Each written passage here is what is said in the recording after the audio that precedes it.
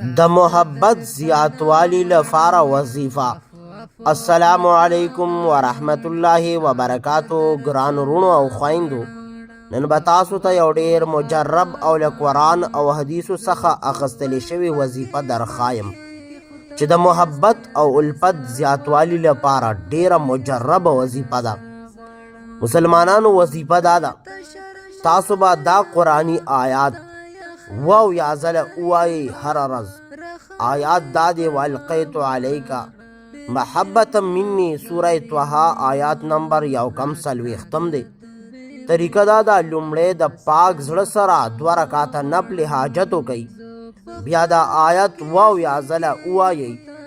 د هغه کس نوم په زړه کې راوړئ د چا سره مو محبت زیاتول غواړئ. آخر کې د محبت دعا وکړئ.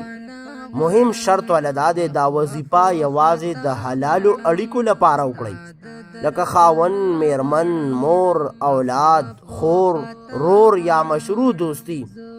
فضیلت دا دی که دا وظیفه د اخلاص، یقین او صبر سره وکړئ، نو الله پاک به ستاسو زړونو سره نږدې کړي، محبت به زیات شي او شخړې او دشمني هغه به ختمې شي انشاءالله الرحمن.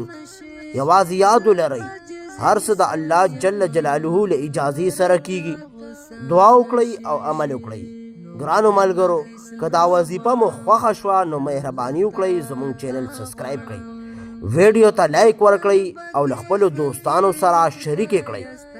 تر بلې ویډیو پورې الله مو مل شه.